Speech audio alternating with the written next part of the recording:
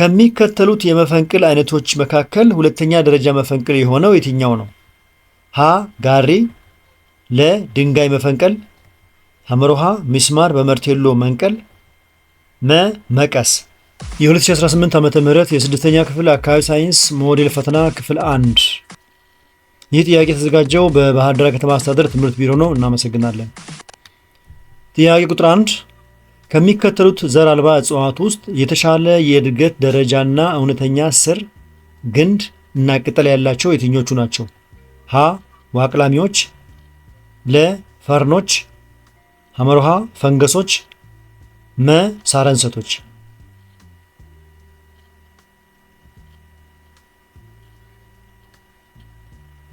ትክክለኛው መልስ ፈርኖች የሚለው ነው። ዘር አልባ እጽዋት ከሚባሉት ውስጥ ፈርኖች የደም ስርጭት ስርዓት ያላቸው በመሆኑ የተሻለ የእድገት ደረጃ ላይ ይገኛሉ። ይህ ስርዓት ስላላቸውም እውነተኛ ስር፣ ግንድና ቅጠል ማውጣት ይችላሉ። ዋቅላሚዎችና ፈንገሶች እውነተኛ የአካል ክፍሎች የሏቸውም።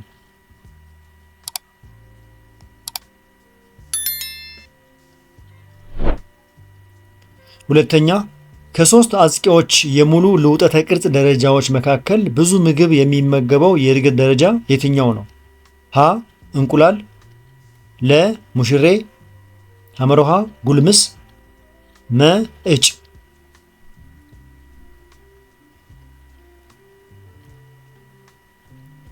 እጭ ካላችሁ ትክክል ነው። በሶስት አጽቂዎች የሙሉ ልውጠተ ቅርጽ የህይወት ዑደት ውስጥ 4 ደረጃዎች አሉ። እንቁላል፣ እጭ፣ ሙሽሬና ጉልምስ። ከነዚህ ውስጥ እጭ የሚባለው የእድገት ደረጃ ለቀጣዩ የሙሽራነት ሽግግር የሚሆን ከፍተኛ ኃይል ለማከማቸት ሲል ሌሊትና ቀን ያለማቋረጥ ብዙ ምግብ የሚመገብበት የእድገት ደረጃ ነው። በጣም ጥሩ። ወደ ጥያቄ ቁጥር 3 ስንሄድ የምግብ ልመት የሚጠናቀቅበትና የጠቃሚ ንጥረ ምግቦች ምጠት የሚካሄድበት የእንሽርሽሪት ቧንቧ ክፍል የሆነው የትኛው ነው? ሀ ከርስ፣ ለ ወፍራም አንጀት፣ ሐመሮሃ ቀጭን አንጀት፣ መ ቋተኩስ።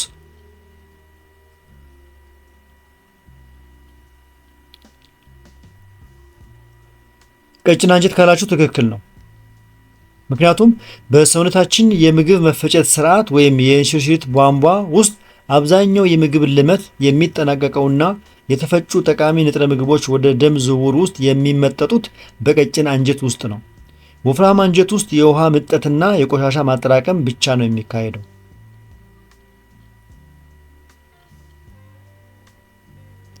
ጥያቄ ቁጥር 4 የደም ሕዋሳት ጥቅም ያልሆነው የትኛው ነው? ሀ ለደም ልገሳ፣ ለ ኦክሲጅን ለማጓጓዝ፣ ሐመሮሃ በሽታ ለመከላከል፣ መ ደም እንዲረጋ ለማድረግ።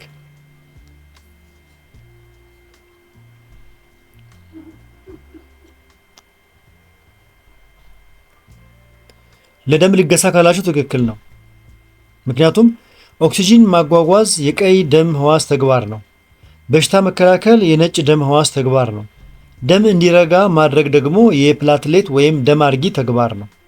ለደም ልገሳ የሚለው ግን የደም ሕዋሳቱ በሰውነት ውስጥ የሚያከናውኑት ተፈጥሯዊ ባዮሎጂካዊ ጥቅም ወይም ተግባር አይደለም።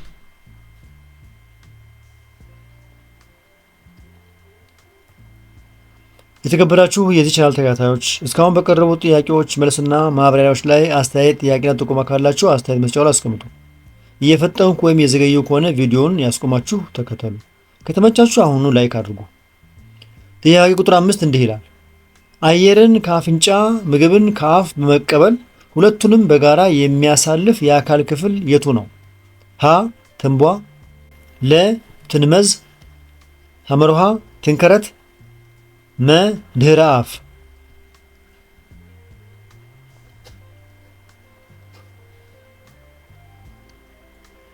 አየርን ከአፍንጫ ምግብን ከአፍ በመቀበል ሁለቱንም በጋራ የሚያሳልፍ የአካል ክፍል የሆነው ድህረ አፍ ነው። ድህረ አፍ በምግብ መፈጨት ስርዓትና በነፍስ ወከፍ ስርዓት ውስጥ በጋራ የሚያገለግል የጉሮሮ ክፍል ነው። ከአፍንጫ የሚመጣውን አየር ወደ ትንቧ፣ ከአፍ የሚመጣውን ምግብ ደግሞ ወደ ምግብ ማሳለፊያ ቧንቧ በጋራ ያሳልፋል።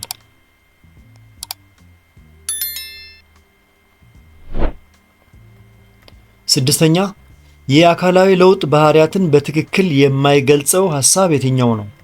ሀ ለውጡ ለመከናወን አነስተኛ ጉልበት ይፈልጋል። ለ ለውጡ በቀላሉ ተቀልባሽ ነው። ሐመርሃ አዲስ ቁስ አካል ያስገኛል። መ የልዩ ቁሱ ስሪት አይለወጥም።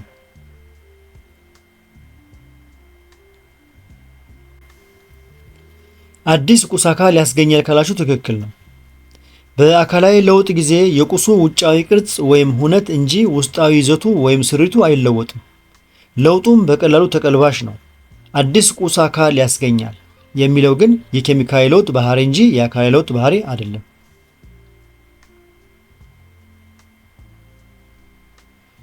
በጣም ጥሩ። ወደ ጥያቄ ቁጥር 7 ስንሄድ መሬት በፀሐይ ዙሪያ የምታደርገው ዙሪት ከየትኛው የእንቅስቃሴ አይነት ይመደባል?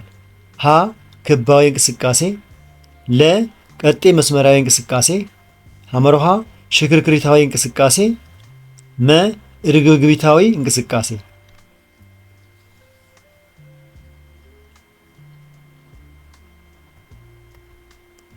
ክባዊ እንቅስቃሴ ያላችሁ ትክክል ነው። ምክንያቱም አንድ ቁስ በአንድ ማዕከል ዙሪያ ክብ እየሰራ የሚያደርገው እንቅስቃሴ ክባዊ እንቅስቃሴ ይባላል። መሬት በራሷ ዘንግ ላይ ስትዞር ሽክርክሪታዊ ሲባል፣ በፀሐይ ዙሪያ ምህዋሯን ጠብቃ የምታደርገው ዓመታዊ ጉዞ ግን ክባዊ እንቅስቃሴ ነው።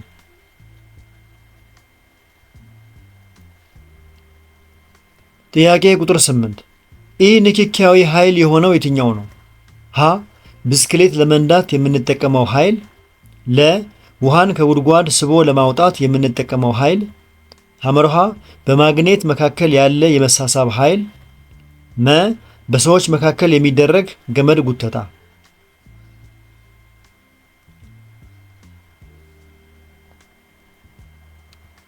ትክክለኛው መልስ በማግኔት መካከል ያለ የመሳሳብ ኃይል የሚለው ነው። ይህ ንክኪያዊ ኃይል ማለት ሁለት አካላት በአካል ሳይነካኩ ወይም ሳይገናኙ የሚፈጥሩት ኃይል ነው። በማግኔቶች መካከል ያለው የመሳሳብ ወይም የመገፋፋት ኃይል፣ የኮረንቲ ኃይል እና የመሬት ስበት ኃይል የዚህ ምሳሌዎች ናቸው። ብስክሌት መንዳት፣ ውሃ መሳብና ገመድ መጎተት ግን ንክኪያዊ ኃይሎች ናቸው።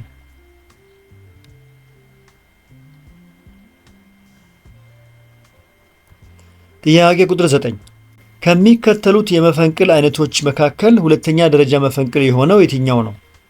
ሀ ጋሪ፣ ለ ድንጋይ መፈንቀል፣ ሐመርሃ ሚስማር በመርቴሎ መንቀል፣ መ መቀስ።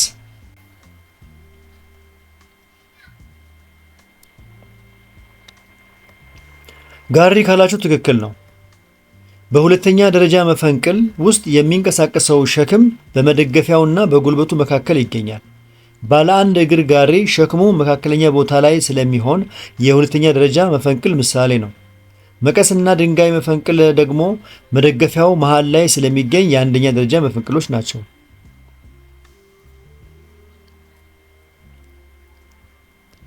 ወደ ክፍል 1 አጋማሽ ደረስን።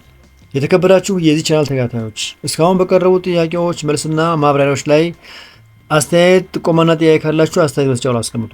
ከተመቻችሁ አሁኑ ላይክ አድርጉ። ሌሎቹ እንዲያገኙት ከፈለጋችሁ ሼር አድርጉላቸው። በዚህ ቻናል ላይ የተለያዩ የስድስተኛ ክፍል የሚኒስትሪና ሞዴል ጥያቄዎች ስለሚገኙ እነሱን በቀላሉ ለማግኘት ቻናሉን አሁኑ ሳብስክራይብ አድርጉ። እየፈጠንኩ ወይም የዘገየው ከሆነ ቪዲዮውን ያስቆማችሁ ተከተሉ። ጥያቄ ቁጥር 10 እንዲህ ይላል።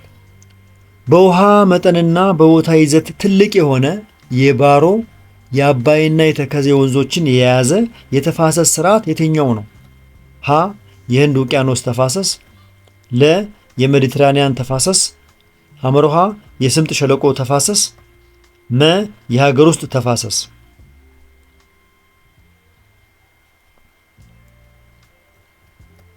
ትክክለኛው መልስ የሜዲትራኒያን ተፋሰስ የሚለው ነው።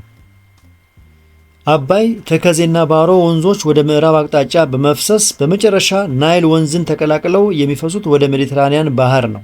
በመሆኑም እነዚህን ወንዞች የያዘውና የኢትዮጵያን ትልቁን የውሃ መጠን የሚይዘው ተፋሰስ የሜዲትራኒያን ባህር ተፋሰስ ይባላል።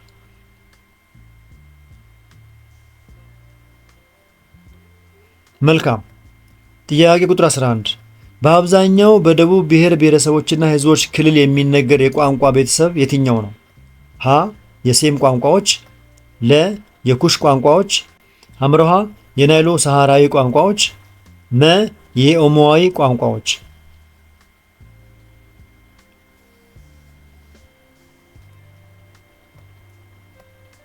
የኦሞዋዊ ቋንቋዎች ካላችሁ ትክክል ነው። የኦሞዋዊ ቋንቋዎች ቤተሰብ ሙሉ በሙሉ በሚባል ደረጃ የሚነገረው በኢትዮጵያ ደቡብና ደቡብ ምዕራብ አካባቢዎች በኦሞ ወንዝ ተፋሰስ ዙሪያና በደቡብ ክልል ውስጥ ብቻ በመሆኑ ለጥያቄው ተስማሚ መልስ ነው ማለት ነው። ጥያቄ ቁጥር 12 ስለ ኬንትሮስ መስመሮች በተመለከተ ትክክል የሆነው ሐሳብ የትኛው ነው? ሀ ከ0 ዲግሪ የምድር ወገብ ላይ ይነሳሉ። ለ የዲግሪዎች ጠቅላላ ብዛት 180 ነው። ሐመሮሃ ከመነሻ ዋልቴ ወደ ምዕራብ ጫፍ ድረስ 180 ዲግሪ ይለካሉ። መ መስመሮቹ እኩል ርዝመት የላቸውም።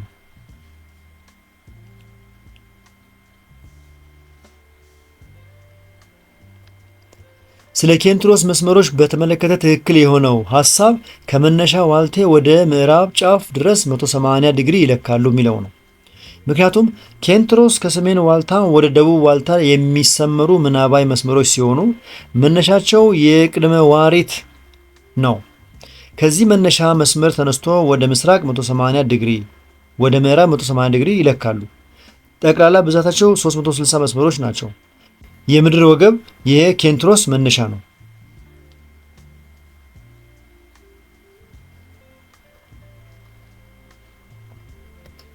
ጥያቄ ቁጥር 13 ከሚከተሉት የምስራቅ አፍሪካ ሀገሮች መካከል ከዋና ከተማው ጋር በትክክል የተዛመደው የትኛው ነው?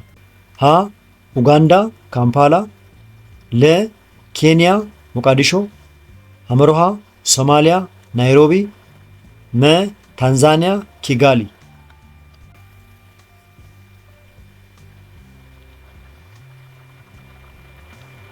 ትክክለኛው መልስ ኡጋንዳ ካምፓላ የሚለው ነው። የኡጋንዳ ዋና ከተማ ካምፓላ ነው። የኬንያ ናይሮቢ፣ የሶማሊያ ሞቃዲሾ፣ የታንዛኒያ ዶዶማ ወይም ኪጋሊ ሩዋንዳ ናት በመሆናቸው ትክክለኛው ቁርኝት ኤ ላይ የተቀመጠው ማለትም ኡጋንዳ ካምፓላ የሚለው ነው።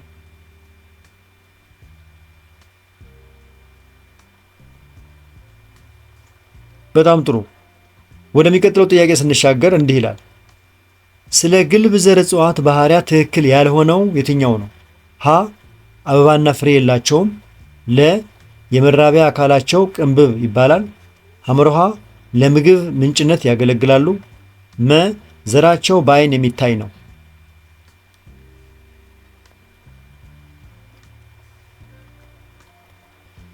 ለምግብ ምንጭነት ያገለግላሉ ካላችሁ ትክክል ነው። ግልብ ዘር እጽዋት አበባና ፍሬ አያወጡም።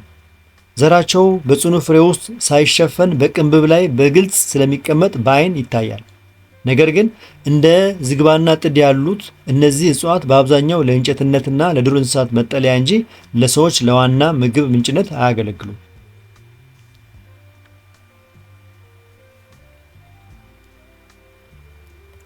ጥያቄ ቁጥር 15 ከሚከተሉት ውስጥ ዘራቸው የሚበሉ የእጽዋት ምድብ ብቻ የያዘው የትኛው ነው? ሀ ማንጎ፣ አተር፣ ጤፍ፣ ለ ባቄላ፣ ሽምብራ፣ በቆሎ፣ ሐመሮሃ ብርቱካን፣ ስንዴ፣ ሎሚ፣ መ ምስር፣ ፓፓያ፣ ገብስ።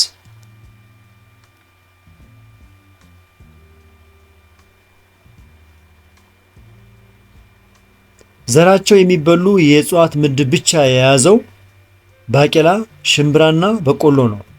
በአማራጭ ላይ ያሉት ባቄላ፣ ሽምብራና በቆሎ የጥራጥሬና የእህል ሰብሎች ሲሆኑ ሶስቱም ዘራቸው ብቻ የሚበላ እጽዋት ናቸው። በሌሎቹ አማራጮች ውስጥ ፍሬያቸው ማለትም የፍራፍሬው አካል የሚበላ እንደ ማንጎ፣ ብርቱካን፣ ሎሚና ፓፓያ ያሉት እጽዋት ተቀላቅለዋል።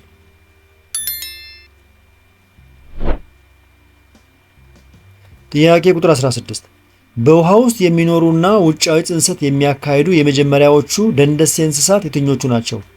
ሀ አጥቢዎች፣ ለ አዕዋፋት፣ ሐመሮሃ ገበሎ አስተኔዎች፣ መ አሳዎች።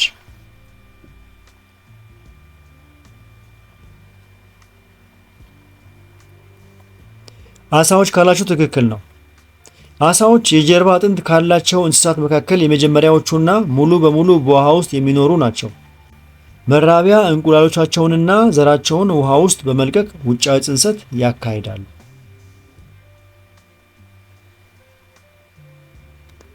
17ኛ ጽንሰት የሚፈጠርበት የሴት አባላተ ወሊድ አካል ክፍል የትኛው ነው?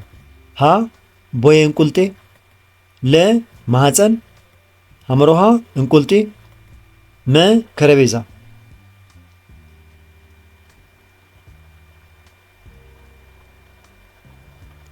ጽንሰት የሚፈጠርበት የሴት አባላተ ወሊድ አካል ክፍል ቦዬ እንቁልጤ ነው። የሴት እንቁላልና የወንድ ዘር ፍሬ ተገናኝተው ጽንሰት የሚፈጥሩት ከእንቁልጢ ተነስቶ ወደ ማህፀን በሚወስደው ቦዬ እንቁልጤ ውስጥ ነው።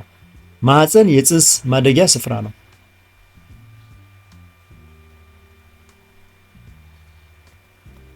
ወደ ጥያቄዎቻችን ማገባደጃ የደረስን ነው። ጥያቄ ቁጥር 18 እንዲህ ይላል። በጉርምስናና በኮረዳነት ወቅት በወንዶችና በሴቶች ላይ የሚታይ ተመሳሳይ አካላዊ ለውጥ የቱ ነው? ሀ የድምፅ መስለል፣ ለ የጡንቻ መፈርጠም፣ ሐመሮሃ በብብት አካባቢ ፀጉር ማብቀል፣ መ የዳሌ መስፋት።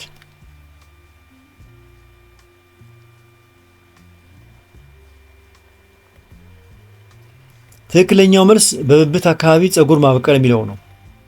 በብብትና በብልት አካባቢ ፀጉር ማብቀል በሁለቱም ጾታዎች ማለትም በወንዶችም በሴቶችም ላይ በጉርምስና ወቅት በጋራ የሚታይ አካላዊ ለውጥ ነው። የድምፅ መስለልና የዳሌ መስፋት የሴቶች ለውጦች ሲሆኑ የጡንቻ መፈርጠም ደግሞ የወንዶች ነው ማለት ነው።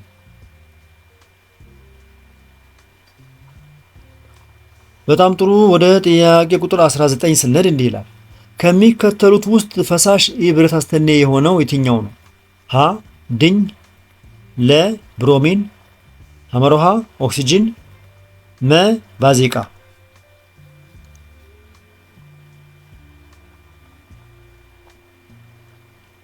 ድኝ አላችሁ? አይደለም፣ ድኝ ፈሳሽ አይደለም። ኦክሲጅን አላችሁ? ኦክሲጅንም ጋዝ ነው። ምናልባት ባዜቃ ካላችሁ ትክክል ነው፣ ፈሳሽ ነው። ነገር ግን ባዜቃ ደግሞ ኢብረት አስተኔ አይደለም። ስለዚህ ትክክለኛው መልስ ብሮሚን የሚለው ነው ማለት ነው። ብሮሚን በሳይንሳዊ ሰንጠረዥ ወይም በአርኪያዊ ሰንጠረዥ ውስጥ ካሉ ኢ ብረታ ብረቶች መካከል በክፍል ሙቀት ውስጥ በፈሳሽ ሁነት የሚገኝ ብቸኛው ኢ ብረት ነው። ድኝ ጠጣር ሲሆን ኦክሲጂን ጋዝ ነው። ባዜቃ ወይም መርኩሪ ደግሞ ፈሳሽ ብረት እንጂ ኢ ብረት አይደለም። ወደ ክፍል አንድ የመጨረሻው ጥያቄ ስንሄድ እንዲህ ይላል። ከሚከተሉት የኦክሳይድ አይነቶች መካከል አሲዳቤዛማ ኦክሳይድ የሆነው የትኛው ነው? ሀ ካርቦን ዳይኦክሳይድ፣ ለ ውሃ፣ ሐመሮሃ ካልሲየም ኦክሳይድ፣ መ አሉሚኒየም ኦክሳይድ።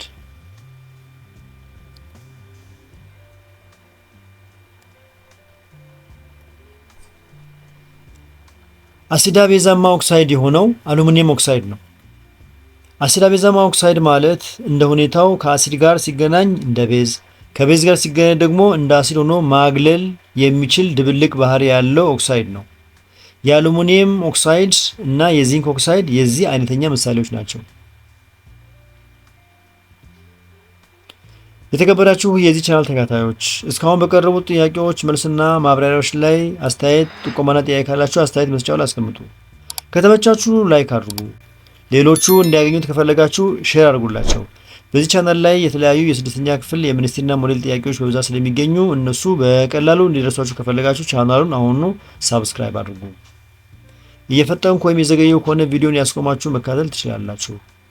በክፍል 2 እስከምንገናኝ ድረስ መልካም የጥናትና የፈተና ዝግጅት ወቅት ይሁንላችሁ። የዚህን ጥያቄ ፒዲኤፍ ከፈለጋችሁ ቴሌግራም ቻናል ላይ በመግባት ሃሁ ቲዩብን ጆይን በማድረግ ማግኘት ትችላላችሁ። በክፍል 2 እስከምንገናኝ ቻው።